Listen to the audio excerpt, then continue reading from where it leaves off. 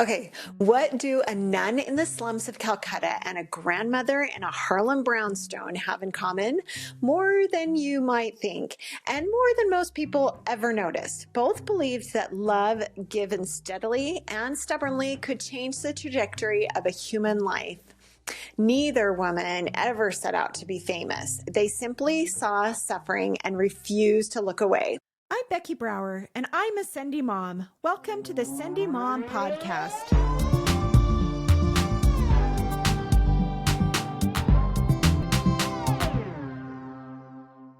This podcast has been so amazing for me. I have learned from my guests, and I love the deep dives that I do on the Sendy Spotlights as well.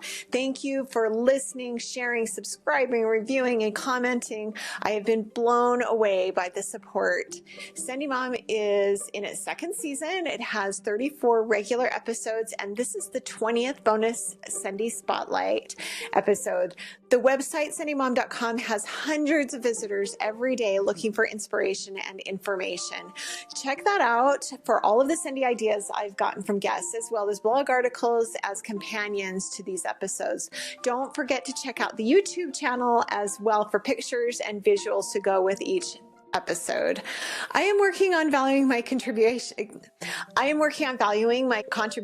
by adding some advertisement. So if your company feels like it's a good fit for my listeners, please let me know at Becky@sendymom.com. The podcast is listened to in over 50 countries. It is really exciting to see that people all over the world yearn for inspiring stories from the next door neighbor. These stories need to be heard. You are all my friends, and I want to talk to you like we are sitting on the couch in my living room having a conversation. I'm practicing my small talk because I so often just go to the deep stuff really soon. But I do see the value in small talk, and I'm really happy that I get to go deep with you guys. So I was thinking I would save these bonus episodes for subscribers only, but they are just too good not to share with you. I want everyone to know about these incredible Sendy women. I hope it's really helpful for you. If it is, please share it with a friend and rate it wherever you watch or listen. Mother Teresa once said, "We ourselves feel that what we are doing is just a drop in the ocean, but the ocean would be less because of that missing drop." Clara Hale, known lovingly as Mother Hale, lived out the very same gospel of small, consistent love. Just as Mother Teresa bent over the sick and dying in India, Clara Hale opened her Harlem house to babies born in addiction, poverty, and instability. She didn't have wealth, political power, or a global network. She had a tiny apartment, a fierce belief in human potential, and a willingness to pour love into the smallest, sickest, most fragile souls. And that was enough to change thousands of lives. Like Mother Teresa adding her drop to the ocean, Clara Hale said, "All of them don't have to die because some of them have the determination to live. I'm just glad that I can do something for them." Born in 1905 in North Carolina and raised in Philadelphia, Clara Hale eventually married and found her way to New York City. In 1938, she was widowed with 3 children. She was just 27 years old. To provide for her children, she worked as a domestic and finally started providing childcare for other families. Her childcare business turned into foster parenting. She raised 40 children in total through her foster care. Each of those children went on to get college degrees and to contribute to society in big and small ways. In 1969, she was prepared to retire from fostering. Lorraine, Clara's daughter, was heading home with a heavy heart one day, wondering about her calling in life. At a stoplight, she encountered a young woman holding a bundle in her arms. This was a young mother who was addicted to heroin, and so was her baby. Lorraine sent the young woman to Clara. That's when Hale House began. Mother Hale set up 22 small cribs in her Harlem brownstone. Within months, every crib was full. The Hale House was born, not from a grant, not from a board meeting, not from a strategic plan, from love. From a grandmother who saw a need and simply refused to walk away. The babies went through withdrawal from the moment they were born. They couldn't sleep because they cried nonstop. They had fevers, diarrhea, vomiting, and tremors. It would often take 2 to 3 months to finally be rid of the horrible ravages of drug addiction their mothers had gifted them with at birth. If you're a mother, you can appreciate the long nights with a newborn and getting them on a sleep schedule. I can't imagine doing that with a drug-addicted child. When I think about newborn withdrawal, I think about trying to wean my oldest son from his pacifier. He loved his pacifier. I remember being terrified he would become addicted to it and trying to take it from him. He would just cry and cry. Those first months with my first newborn were emotionally draining. This story does not take away from the real struggle mothers have learning to be a good mother and dealing with babies who are learning to be good babies. But it might put it into perspective as you recognize what caring for a newborn with a debilitating addiction might be like.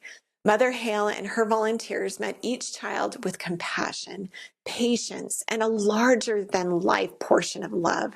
Mother Hale once said, "It takes patient love, persistent love, unconditional love, the kind of faith that never ends." It was all we had to offer them. It was everything we had to offer them. She believed that love was the secret ingredient, the thing that turned a bitter situation into a sweet possibility. And she didn't just teach it, she lived it. I actually really struggled with my strong-willed oldest son. I'm going to tell you a story about him. I am really grateful he came first. He taught me to look for new solutions. At first, I tried it the way my parents did. And I'm going to be really real. It was pretty strict in my household, and there were some strict expectations and swift consequences. Growing up, we had an automatic spanking room. If we were caught in that room, we would get an automatic spanking with a wooden spoon. This wasn't child abuse. It was just how things were done. I think it's how my parents were raised. I think that my parents eventually put away the wooden spoons for my younger siblings. They are loving people, and I think they just didn't know any better way. I actually learned to obey out of fear. When I tried controlling my son like this, however, it just felt wrong. I tried holding on to him like my parents did and just holding him down until he would just calm down. This only made him thrash harder, and I would cry, and sometimes he would hit me, which would make me super angry. And I remember one night trying to get him to go to bed, and I was holding him really tightly with my arms and my legs wrapped around him, and I was just praying. I felt like I was in control, but I was just praying to know what I can do to deal with this child. And I had a very clear impression come into mind that said, he will react the same way you are acting. That came to me at a really important time, and I immediately went very still. I let go of him, and of course, right at that moment, he got a really good headbutt right to my chin, but then he started to calm down. We both started crying. I felt an incredible amount of love for this kid that came into my heart at that very moment. How stupid is it to expect our children to be calm and quiet and passive when we hit them or try to control them by force? So from that point forward, I started to ignore the junk behavior that is just normal for a toddler and to focus on the positive things he was doing. I didn't do it perfectly all the time, but when he was upset, I would try to be calm, and it actually calmed him down. My energy reflected on him. I would tell him often when I noticed him being able to control himself and when he was being kind and compassionate, and I would tell him all of these things, he actually became that person. He is the most kind and compassionate man and is an incredible father to my 3 grandchildren. If you tell a child who they are, they actually become that. The amazing thing was that he did that all on his own. I didn't have to threaten him or restrict him or control him. I just focused on the good he was doing instead of the negative things he was doing. This is what Mother Hale taught the many parents, volunteers, and employees that she had. One of Mother Hale's success stories is shared in Dr. Lorraine Hale's book, The House That Love Built. Chloe came to the Hale house not quite as malnourished as some of the other children, and it was clear that her mother actually loved her. She asked if the center could keep her over the weekend while she packed her things and left her abusive husband. After a week, Mother Hale finally heard from Mrs. King. She had gone back to her husband and to drugs. One of the conditions of being at the Hale house and taking care of babies is that mothers should complete drug rehabilitation before coming back to claim their baby. In this way, Mother Hale not only helped the baby, but she also helped many mothers too. Chloe's mother, Mrs. King, said she and her husband had started taking heroin as a recreation. When she realized they were not using it as much as they were being used by it, she wanted to quit. But her husband wasn't ready. She, though, checked herself into a drug rehabilitation center after dropping Chloe off, and she got herself clean. She was able to have her children again. She got a great job as a parole officer of all things. But she could never get away completely from Mr. King. She took him back into her life. Neither of them realized that he had HIV/AIDS. And this was in the very first stages of this disease before they knew about any kind of medication that you could take for this.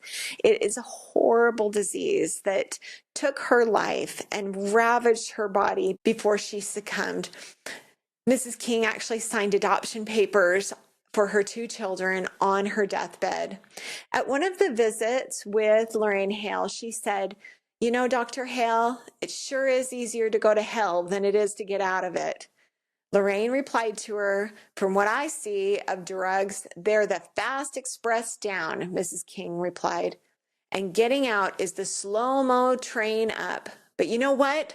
I'm going to make it, Doc. Slow-mo or not, I'm going to make it. And so are my kids." I love that. Her story is heartbreaking, but her determination is breathtaking. Many people self-medicate their emotional or social pain. This was true in the life of my friend Candace Berquist's son, whose heartbreaking story we shared in episode number 34 of this podcast. His self-medication eventually led to his tragic premature death.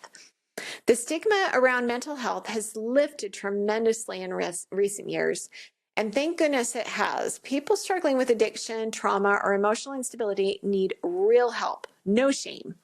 If you are struggling or someone you love is, please seek professional support. A therapist, counselor, or doctor can help you reclaim the power that addiction tries to steal. We can't blot out pain by adding another layer of suffering, but we can build healing habits. These take effort. It's by putting forth the effort that you will have power. Developing a healthy habit of service, of moving your body, of learning, of creating can help to fill the need to heal. This type of healing takes persistent, deliberate, and consistent effort. It is possible to overcome addiction, and many people do it every day. If you haven't listened to my interview with Hazel Mason, which is episode number 18, her story is a powerful testament to that. Hazel now runs an addiction recovery center for men. Her message matches what I learned from my son and what Mother Hale lived out loud. The power to change is already within you. Love is what wakes it up.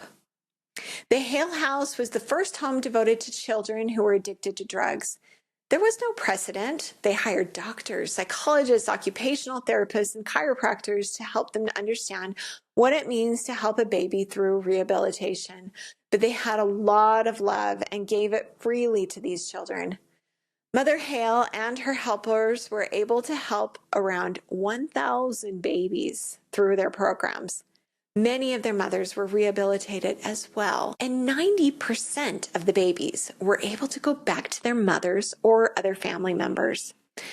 In all of this, Mother Hale never blamed the mothers. She said, "We all make mistakes, and this was a mistake. Being a drug addict wasn't something that you made up in your mind. I'm going out and I'm going to be a drug addict." Somebody said, "Taste this and see if you like it."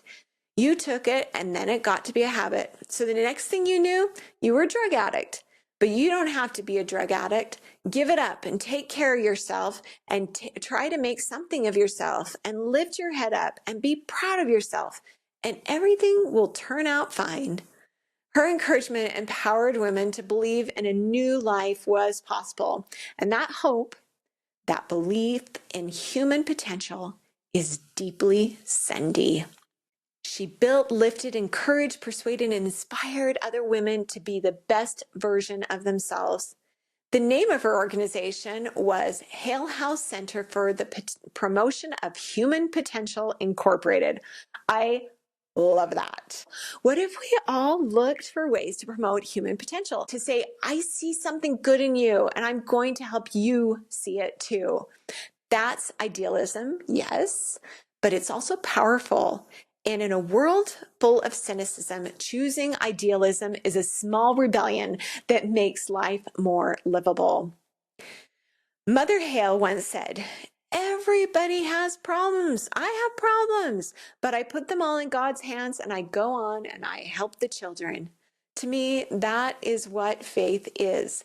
It is putting those problems or things that you don't have control over in God's hands or into the universe, and then going to work. Putting things into God's hands doesn't mean sitting still. It means trusting and preparing. I'll go back to my oldest son. He is pretty cerebral. He's really smart. He loves to learn, and he amazes me with what he's able to accomplish. I am incredibly proud of him, if you can't tell. We moved to Australia when he was 13 years old. I know, it's a terrible time to move for a child. We actually had moved quite a bit in his young life, and by the time we landed in Australia, he was starting his 9th school on 3 different continents. The school we chose was a magnet school for technology. It was called Aviation High. They had flight simulators, and they were really geared towards mathematics, which he was really gifted at. I thought it was a perfect place for him. It became pretty clear early on that things were not progressing like we thought they would. He was really having a tough time finding friends. He was lonely, and he was even being bullied by some of the older kids. He was not thriving, and the education was definitely not the academic stimulation we thought it might be for him. I felt a clear impression that he needed to leave that school immediately. I followed through on that impression and unenrolled him. I didn't know what we were going to do with him then, but I knew that it was the right decision. So I started working and started looking, and we found an accredited homeschool program from the US, and I started him on it. It was not the right fit for him. It was boring, it was antiquated, and it definitely did not provide enough stimulation for him. So I started looking for other available options. I finally found a school that provided an international baccalaureate program. International baccalaureate schools have a very rigorous curriculum. This fit my son's needs precisely. There was an application process necessary that included putting together a portfolio of work. We worked hard at this, and he was accepted to the program. This was really exciting. He eventually made some really great friends, and he learned some powerful lessons with these experiences. I don't know exactly how he feels about it today, but I think he's glad that we did move him around a little bit. I am really grateful that I listened to the prompting to get him out of his first school without knowing where to go from there. Sometimes you just have to take the first step in order to find the next. That is what faith is. Now, this is the part of Mother Hale's story that just breaks my heart. Mother Hale passed away in 1992 at the age of 87, having helped over 1,000 children, many of them born addicted, some diagnosed with HIV/AIDS, countless others in desperate need of love and safety.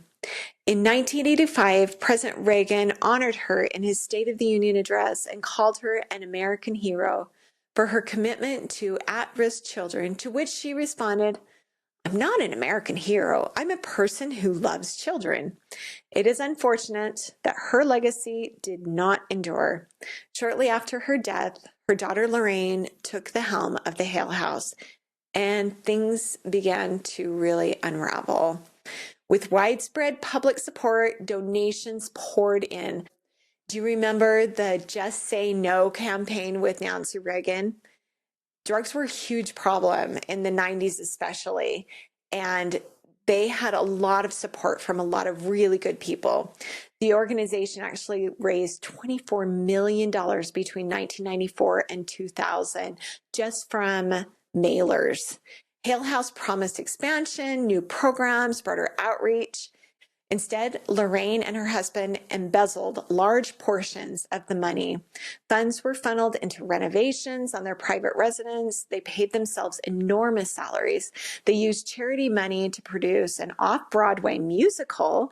Apartments donated by New York City were rented out privately with profits pocketed. A fictitious board of directors was invented. Employees who might have spoken up were silenced with loans and favors.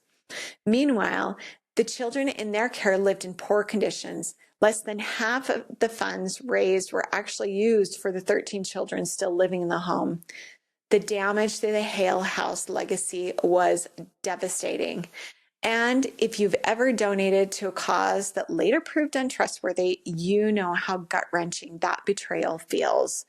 But this isn't the end of the story, and it is not the message I want you to walk away with.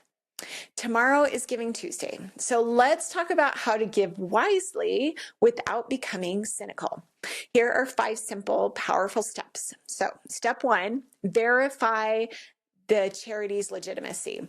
Look for their IRS tax-exempt status. You can look for them on the IRS tax-exempt organization search to confirm this, and I'll put links to all these places in the show notes. You can also look for them on the Attorney General or Department of Consumer Protection website for your state. The Better Business Bureau Wise Giving Alliance reviews charities for accountability and transparency. Okay, so step 2, check the organization's financial health. You can look at sites like Charity Navigator, GuideStar by Candid, which provides IRS Form 990 filing showing exactly how much money is spent, and GiveWell, which focus on charities with proven cost-effective impacts. A healthy nonprofit typically spends 65 to 75% of its budget on programs and keeps administrative and funding costs below 35%. All right, step number 3, look for impact evidence. Look at their annual reports for real stories, metrics, and outcomes. Look at independent evaluations from third-party audits or impact studies. Look for testimonials from those who have benefited. All right, and step number 4, watch for red flags. Is their mission statement vague or solid? How do they measure their success? Watch for pressure tactics like donate now or lose your chance or using guilt. In some of the fraudulent Hale House communications, the literature said, "I have to find a way to raise money to keep my babies in food and diapers." Watch out for a lack of transparency about finances or leadership. If they can't give you answers, be suspicious. Also, look for high executive salaries compared to the program spending. You have to pay the leaders of these programs, though. So don't look for people who are completely donating their time, because their time is worth something. So it's okay for these leaders to be paid. Just make sure that it's in proportion of what they are actually giving for the charity. Step number 5, ask questions. Who is their board of directors? How often do they meet? Who are their key employees? Who administers their programs? Here are a few organizations that I have seen doing transparent, accountable, life-changing work. We actually just finished our project with sending aid to the Philippines. My guest, Trixie Espinosa, has a personal connection to the children she feeds every day because she was one of those starving children. You can listen to her episode, which was number 30 on the podcast.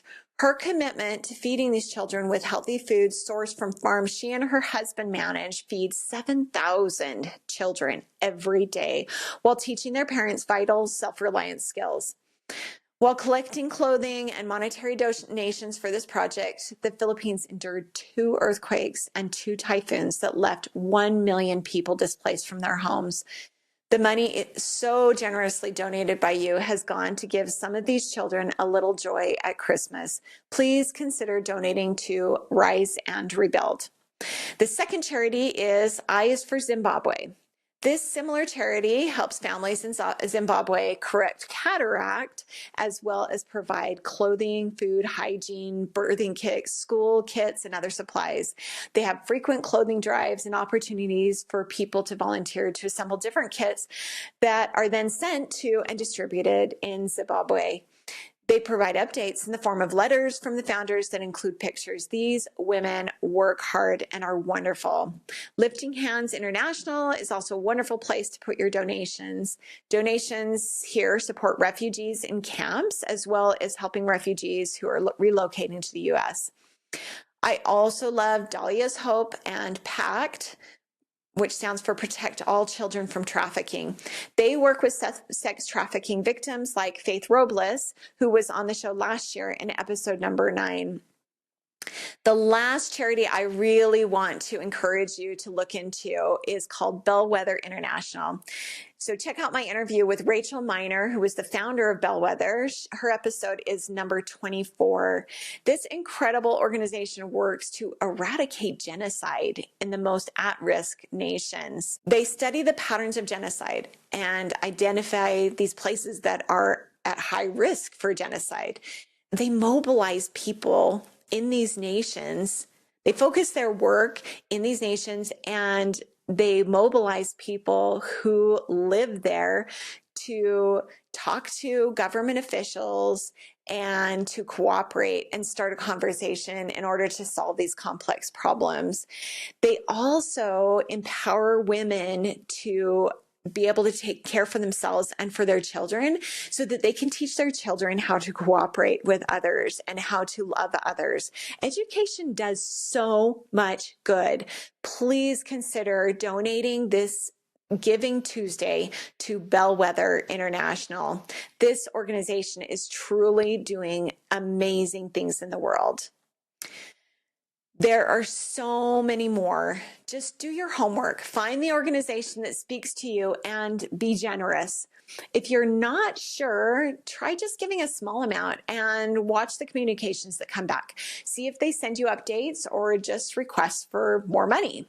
For Christmas each year, our family chooses a charity to donate to. We take turns choosing the charity. Whoever is presenting on the charity puts together a presentation about the charity and why it is worth while to donate. We try to give what we can to the organization. Of course, nobody's forced to, but we have learned about some incredible charities this way. When I think about Mother Hale, I keep coming back to this truth. She didn't save the whole world. She saved her corner of it. She saved the babies who landed in her arms. She saved the mothers who decided they were finally ready to find their way back. And she saved the volunteers who walked into her living room thinking they were there to serve, only to discover it was their own hearts being reshaped. That's the heart of Sendy living. You don't have to fix everything. You don't have to be a saint or a social worker or the founder of a global movement. You just show up. You take the next brave step. You do the good that is in front of you, even if it feels like a single drop in a huge ocean, because the ocean really is different when your drop is in it. As Giving Tuesday approaches, I hope you feel empowered, not overwhelmed. Whether you donate $5, adopt a service habit, help a neighbor, or support one of the organizations I mentioned, your contribution matters. Your goodness matters. Your drop matters. And together, all of us trying to do a little good in our corners of the world can make an ocean that looks a whole lot more like hope. Thank you for being with me on the Sendy Mom podcast. In the words of Eleanor Roosevelt, do something every day that scares you.